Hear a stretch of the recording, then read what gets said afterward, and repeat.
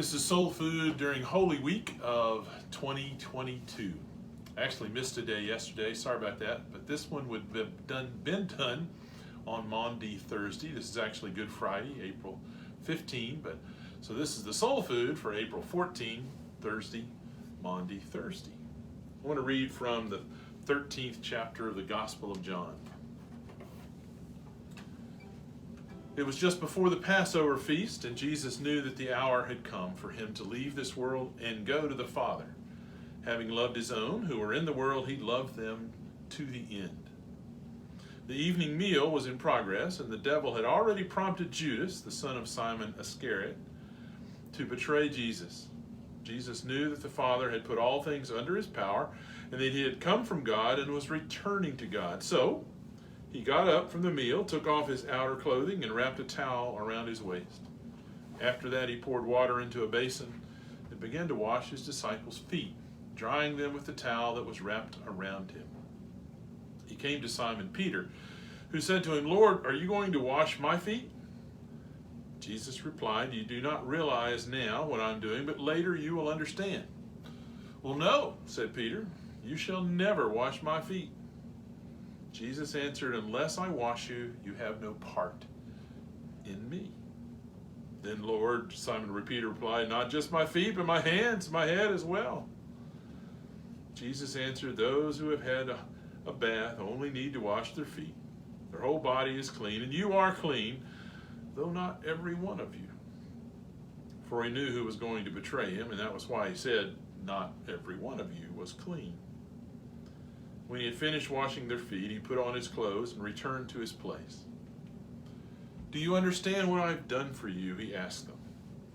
"You call me teacher and Lord, and rightly so, for that is what I am. Now that I, your Lord and teacher, have washed your feet, you also should wash one another's feet. I have set you an example that you should do as I have done for you. Very truly I tell you, no servant is greater than his master, nor is a messenger greater than the one who sent him. Now that you know these things, you will be blessed if you do them."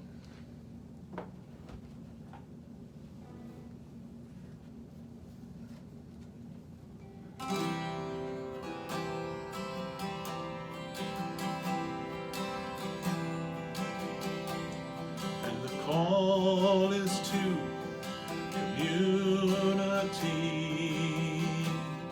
in an upstairs room. A parable is just about to come alive, and while they bicker about who is best, with a painful glance he'll silently rise. Their Savior servant must show them how, through the will of the water and the tenderness of the towel. And the call is to community, the impoverished power that sets the soul free, in humility to take the vow. Day after day we must take up the basin and the towel.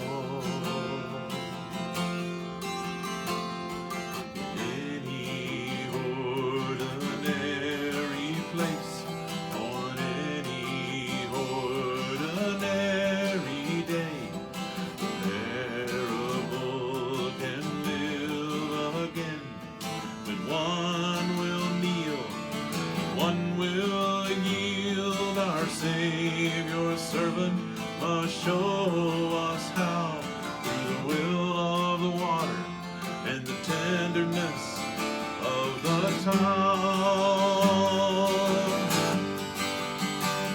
And the call is to community, the impoverished power that sets the soul free, in humility to take the vow. Day after day we must take up the basin and the towel. and the space between ourselves sometimes is more than the distance between the stars. By the fragile bridge of the servant's bow, we take up the basin and the towel. The call is to unity, the impoverished power that sets the soul free in humility to take the vow. Day after day we must take up the basin, and day after day we must take up the basin, and day after day we must take up the basin and the towel. Take up the basin and the towel.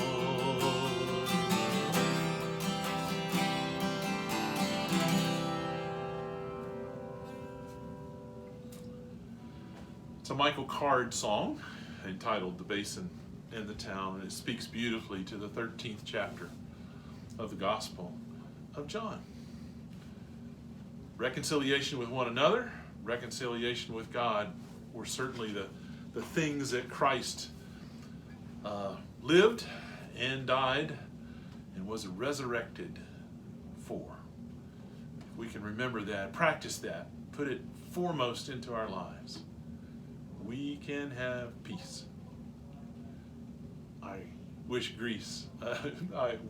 peace on your family this day.